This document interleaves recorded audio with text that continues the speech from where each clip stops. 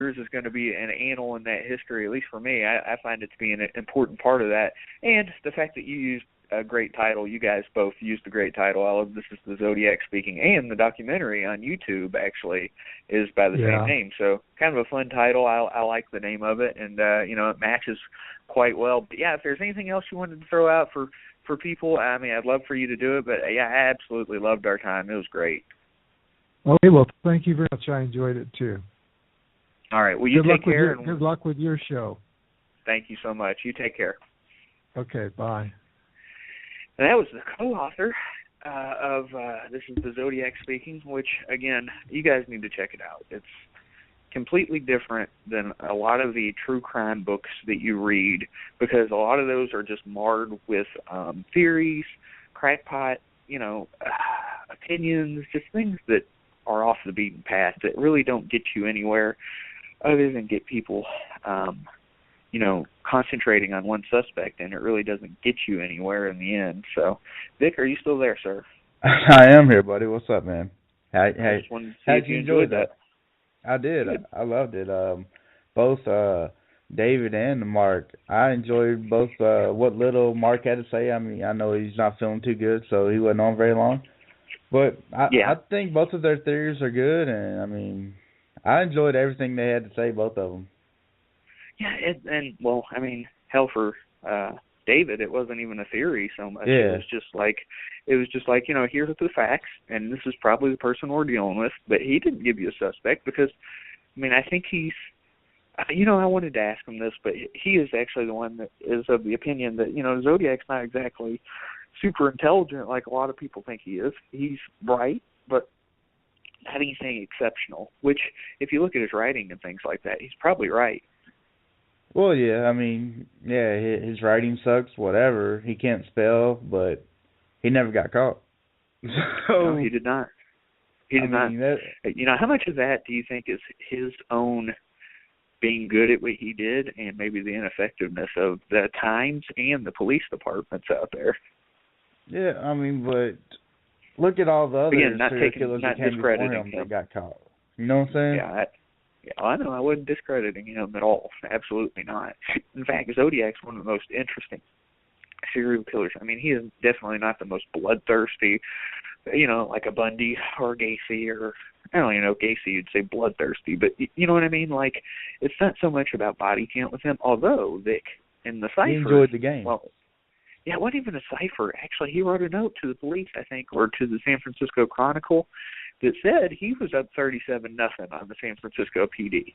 So did he kill 37?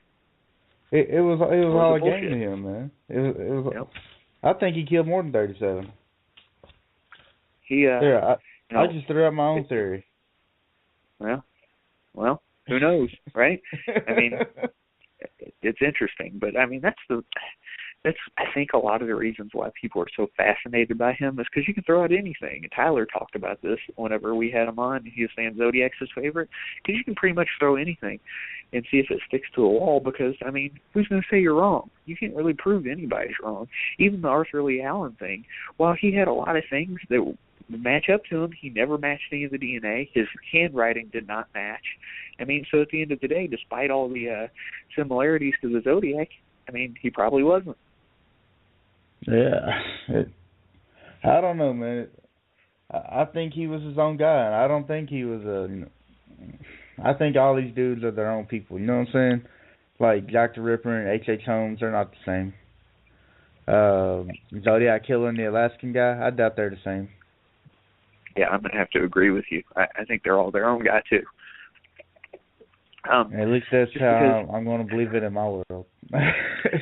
I'm not of the opinion that somebody switches their MO. Although Zodiac, the only time he switched his MO was when he shot the cab driver. Yeah. But you never hear about Ted Bundy being somebody else. No, I just don't get why you would switch your whole gimmick to kill whenever you're already killing anyway. So what does it matter? Try to throw him off, I guess. Since we're on that subject, and the history cop actually talked about this. Remember when we had the history cop on? I do. He's one of my favorite guests ever. And he said he disagreed with Mudgett about Jack the Ripper being H.H. Holmes. And that's simply because, the MO didn't fit, the pattern didn't fit. And Jeff Mudgett's answer was, well, he was on vacation. Yeah. Which I don't agree with, but... I guess, if you're on vacation, you just switch your whole killing gimmick. I just don't get why you would do it, though. Unless, that's just the gimmick that the people gave him. You know what I'm saying? Well, here's what it is for me. I think a lot of people are just reaching because they want something to fit. You know what I mean? Yeah, everybody wants a real life horror. You know what I'm saying? Yeah, hang on. Okay, sorry. But anyway, so what they try to do is they try to jam the square peg into the round hole, Yep. And I think that's what happens with, and again, I'm not discrediting the research of Jeff Mudgett or anybody else who has these opinions, or Mark Potts or any of the rest of them. I'm certainly not saying that.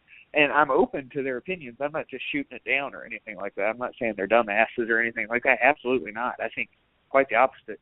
It's just that, like David had said, I think people get stuck on their theories and then they don't really look outside that box anymore.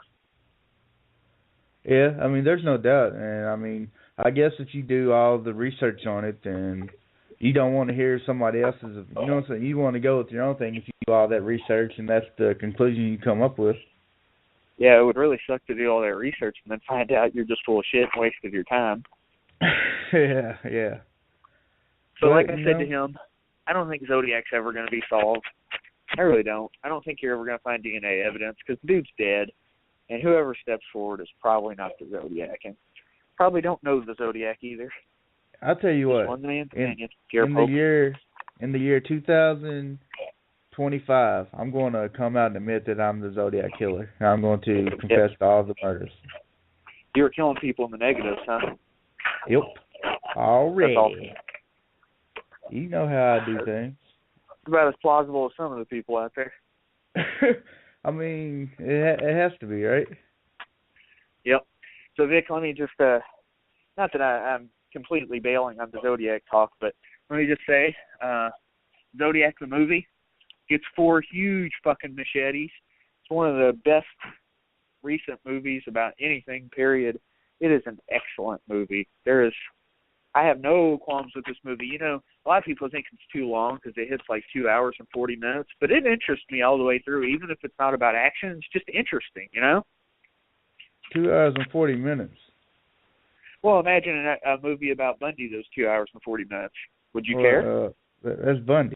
We're talking about. Well, you can't talk. You can't Zodiac compare them. Zodiac was pretty fucking interesting himself. That's all I'm saying. He was. You're right. I like the.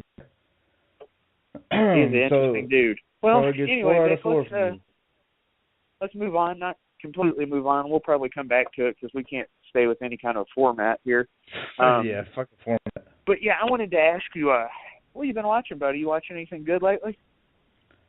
Let's see. I watched Sleepaway Camp on the nice fresh Blu-ray, and I still love it.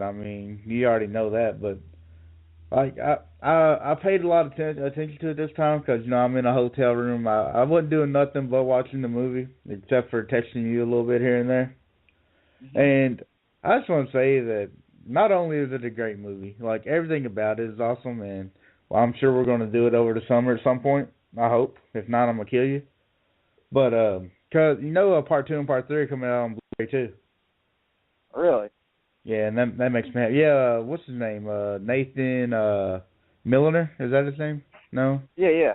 He's doing the cover art. Yeah, he's doing the cover art for part 2 and part 3 as well, because they did it for part 1 as well. But anyway, I just want to say that the pervy chef is like the best thing in cinema history. He's a weird fuck, isn't he? Yeah, man, and like the more I watched it, because I rewound his main scene like 3 times this time. Like, just like, my God, we call them baldies where I come from. Really? Ain't no such thing as too young. What's funny is I didn't even know you were watching it. You texted me, and I was like, "What are you talking about, weirdo?" It was great. Yeah, it's so awesome. But I watched that. I watched because I'm in my hotel, so I'm just watching shit. I watched the Blu-ray or the new Blu-ray of Texas Chainsaw Massacre because it's so pretty. You need to watch it so you can see the difference. The Blu-ray? Yeah, the new one, the 40-year anniversary one, because they just remastered it again and put it out. It looks so much better than the original Blu-ray. Can I ask you something dumb? What's that? Do you think that that takes away from it at all? Man, you get what I'm saying? Like, it's supposed to be gritty and grimy. Yes, I see that. I agree with it, sort of, but it looks pretty. You know what I'm saying? Yeah. But the first Blu-ray, it still looks gritty and grimy because they didn't really do anything to it. They just put it on a different format. Right. But this one, they totally remastered everything, and it looks like I wouldn't say it takes away from it, but I could see that point because it is supposed to be gritty and grimy and old school, just whatever movie. But I see that point, but I don't really think it took away from it. I was just curious. What else? I mean? Because it's so different than. Yeah, I got you. I talked about the Town of Dread, Sundown, right? I talked about that last time. Yeah, you told us that last week. Okay, I think that's all I've watched. Or at least I think you did. Yeah. Yeah, I think you talked about the last two, actually. What about you, buddy? I watched Birth of the Living Dead. It was a documentary about Night of the Living Dead. It was the shit. Told you everything you ever wanted to know about the original Night of the Living Dead. They went through some shit to get that movie made, and then the retards forgot to trademark the actual logo on the movie. And wow. Well, I say retards. It was the production company who was distributing or whatever, and they fucked them over, and they didn't get to make any money off of it long term. So that sucks for them.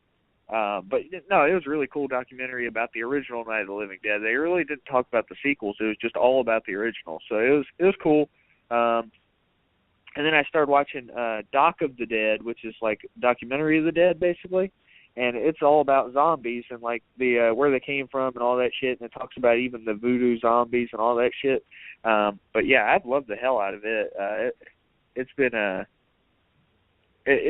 I'm not done with it, but it's definitely interesting. And they said something like this, Vic. So in the grand scheme of things, it's vampires, then zombies, then werewolves, and what's biggest. But at least the zombies don't fucking sparkle. So I was used. and then they were asking George Romero about and Simon Pegg, Sean from Shaun of the Dead, and Max Brooks about zombies that run. And George Romero was like, "It's fucking impossible." He's like, "They're dead. They can't fucking run." And then Simon Pegg was like, "No, because I think it's better if they walk because you kind of get to know them better before you put a bullet in their head."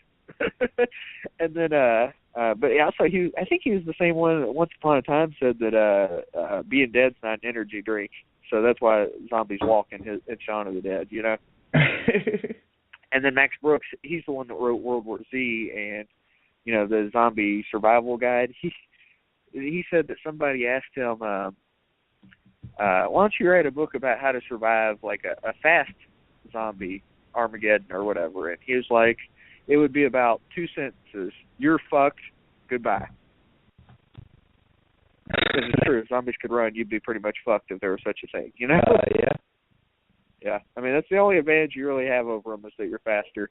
But, but there were a lot of other things in there that was really cool, I thought. And let's see, what else did I watch? Because I watched a shitload of stuff lately. I watched several Zodiac documentaries. I watched one on the Alaskan Hunter. I think it was Richard Hansen was his name. Yes, all right. Yep. He killed 17 or he had, okay, so here's the deal. He admitted, or he was convicted for 4. He admitted to 11, 12, something like that. But he had a map with X's all over it, right? And just about all of the X's, they found bodies, but they think bears and shit got the rest of them.